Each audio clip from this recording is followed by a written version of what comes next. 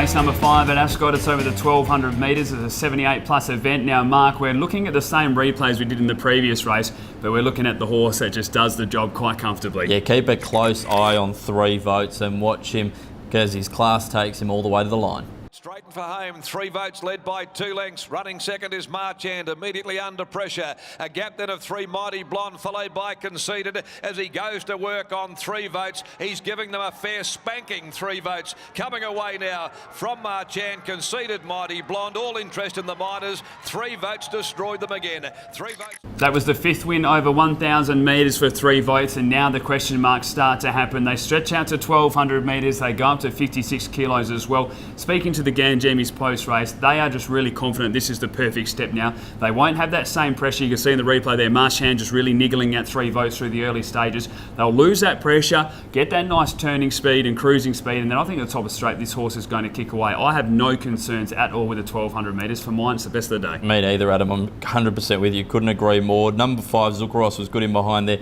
Interesting to see what they do with Smoko here. From the wide barrier, they decided to go back last start in that same race that you just saw on your screen. Was actually doing some of its best work late, but I think he's better out in front and rolling. A tough ask again from barrier 11 with 59 kilos, but you do have the wizard William Pike on. Tell you what, social media blew up, didn't it, about this horse, so we'll be intrigued, as you said, to see what they do. I think in the end, they'll probably have to try for the same, a bit of luck through those early stages. Maybe with a speed of 3 votes, they try and slot in, but you'd expect Smoko to be running on strongly. I think Zuccaros, the horse that you mentioned, will also run on strongly with that speed through the early stages, and it can play a part in your 4. Adam, your top 4 for this? I'm going to go with number 7, 3 votes. From 2, Proceed with Caution, 3, Gigante, and 5, Zuccaros. Yeah, I'm going number 7 on top as well. 3 votes from number 10, Max Almighty. 3, Gigante, should get a lovely run behind the speed. And number 1, Smoko. Race number 6 at Ascot, it's the listed Swepsmel Vista Stakes over the 2,200 metres, an event for the Colts and Geldings. And Mark, this is such an intriguing race because every eye that looked at the Roberts would have seen something different. There were so many different runs. Some would say they'll come into an end, some would say they want further, or the runs through the early stages. I think people are going to have very different numbers when it comes to this race. You could not be more right, Adam. Also, punters looking at excuses for horses as well who picked up and ran on well. But Adam, the replay horse is Final Salute, but there are a number of good runs. Keep your eye out. Sway at the top of the straight, and Gangbuster coming right to the outside with Taxagano from Ragazzo Doro. Western Temple hit the front. Friar Risk got a run on the inside. Final Salute grabbing them on the outside, and now also Duke Azza and Gangbuster running on. Final Salute, it hit the front though. He's clear close to home. Final Salute, too good for them. Final Salute G getting home. Good performance there by Final Salute, getting the job done. You heard Darren McCauley just mention at the end that maybe this distance was going to be too short. From that, this horse is only going to get better again, but gee whiz, there were some good runs in behind this. Take a look again, go back, watch this replay, have a look at Gadding. That's the first horse you definitely have to take a look at. Held up the entire straight, just got out of those final stages, wins this race comfortably, the Roberts, if it had have got out. The 2,200 metres is a bit of a question mark there. Yeah, it puts a margin on them as well if it gets out early enough. From the back of the field, Adam, it was an enormous run. Even Duke Azza in there, he had to do it the tough way for the majority of the trip after having a setback and having to go back to the trials before it. He was enormous and he looks like he'll get the trip. Also in there, Gangbuster, I mean, he was favourite for the race and he had no say in it coming back on his face at about the 600. He had to make all from that time on and track quite wide, still there in the finish. A number of good runs, but you do have to question the form. I'm going a bit left field here, Adam. At the Ready is a horse that has beaten the older horses at his last 2 starts. The apprentice jockey goes on here, Clint Johnson Porter. No claim, of course, it is a listed race, but we know he can stay and he's got that fitness. He's had 3 runs now over 2,000 metres plus. There's some real bonuses for At the Ready. I like this horse. He just gets back, but you can see it really knuckled down and it's starting to mature in the races.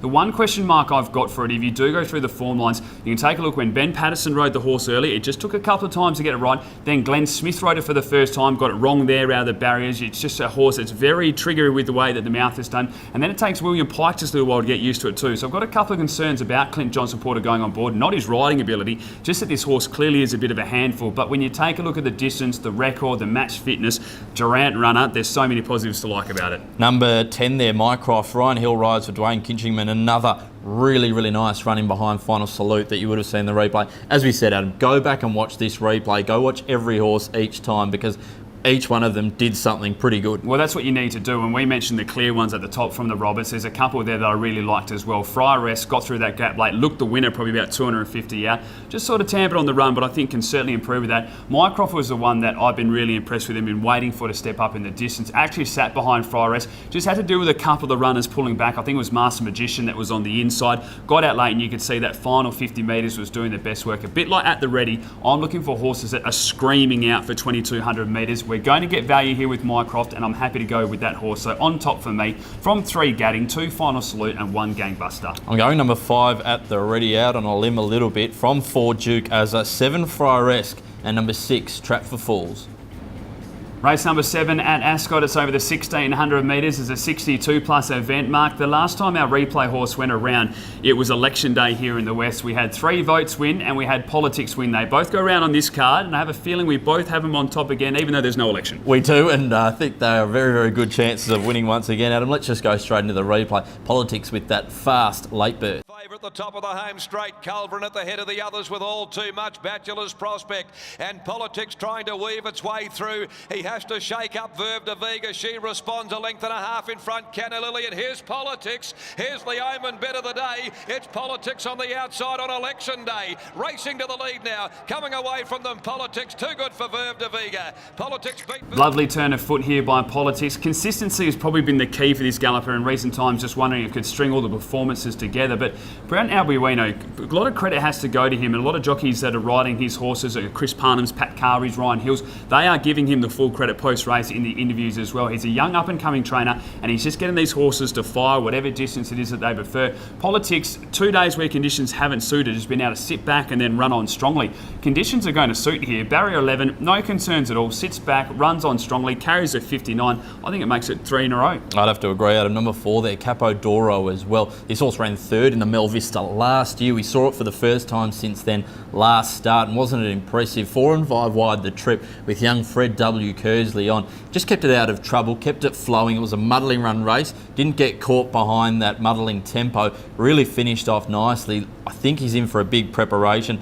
Not sure he'll win here, but he'll run a nice race. Yeah, look, I'm with you as well. I don't like this race sort of for Capo Doro, but yeah, as you mentioned, the Fred Kersley ride was sensational. Yes, he was out wide, but the horse just cruised around, didn't have to do too much. This horse is only going to get better as they do step up in distance. You only have to go to last prep, as you mentioned. Those form lines around Who Dat Singer are strong enough. It's come back nicely. I expect to see a good performance. I don't know, but it'll be winning. Adam, your selections for this one? I'm going to go with number 1 here, Politics. From number 8, Paddy, throwing in 4 Capo Doro and 13 Swift Sis. Not too dissimilar, Adam, for me. Number 1, Politics. From the 4, Capo Doro, 8, Paddy, and 3, Bergio. Final race of the day at Ascot is a 66 plus event over the 1100 metres. Mark, throughout this program we've talked about conceded form lines, 3 votes form lines as well. There's a couple with those in here, and then we're getting some Esperance gallopers coming to town. Yeah, it's coming from everywhere, aren't they, Adam? We'll go straight into the replay horse though. The last start graduation winner, Presenter Tie. Then Presenter Tie, Regal Gleam, races 2.5 in front of Star Glitter Dolly M. Down the outside is Jester Jingle, but with 200 left to go, Regal Gleam with a clear margin. Down the outside, Jester Jingle, Star Glitter, here's Presenter Tie. Regal Gleam getting swallowed up by Presenter Tie, Star Glitter, Presenter Tie. Right over the top, gets home to score, Presenter Tie. Well, as I said, Presenter Tie has those conceited form lines, beaten 2 starts ago by 0.8 lengths, and then was able to come out and win the next start. Really like the way that this mare attacked the line strongly over the 1200 metres. No issue with them dropping back to the 1100 because there's going to be good speed in here. Drawn perfectly in barrier 4. Star Glitter was also in that race, so gets a 1.5 kilo swing, but does have to jump from barrier 11. Let's have a look at a couple others as well. Number 1, Marchand, you mentioned earlier in the box seat, went at 3 votes in the lead and actually stuck on quite well. How much that took out of him though, there's a big question mark on that. The 2 Brett Matthews runners that you mentioned come from Kalgoorlie, but Esperance form lines just pad him, and of course CIA. Now Jess Padim's well-bred galloper, half to, of course, the River, and now Soundcheck, some really nice breeding there, and he's been flying since going to Esperance and racing there. CIA as well, hasn't been doing too much wrong. Well, go to Marchand. If that horse didn't have a gut buster, it wins this race. It's as simple as that. When you look at its last 3 runs, beaten a short net by 3 votes, beaten 1.5 by Seeker, and beaten 3.3 by 3 votes. Those form lines are good enough to win here. Now, when you talk about the Esperance runners, you have to remember that a lot of these are Ascot horses as well with David Harrison. So Jess Padham has found that winning form. I tell you what, David Harrison be pulling his hair out because he knew this horse had a lot of class, was always consistent, raced well at Belmont, just couldn't get the job done. It's in nice winning form, can play a part here, as can CIA. I'd be leading towards Jess Padham. Ryan Hill getting the choice of rides there, and jumping from barrier 3 can play a part. Adam, give us your top 4 for this one. I'm going to go with number 1, Marchand. Should be too good. From 7, Presenter Die, 6, Kiwanzo, and 10, Rees Rocket. I've got number 5 on top here, Jess Padham, coming back to town. I really like him. His form's been very good. From number 7, Presenter Die, 6, Kiwanzo, and 10, Rees Rocket. Time now to take a look at our best bets of the card. And Mark, I don't know we've done this too often, but we do have the exact same best bets. So the first one is race 3, number 5, Blackline. And race 5, number 7, 3 Votes. Adam, they look the best on the card. Hopefully that does give punters a bit of confidence there, maybe a double, and hopefully we're all smiling at the end of the day. On behalf of both of us, hopefully we found you plenty of winners through this episode of The Box Seat.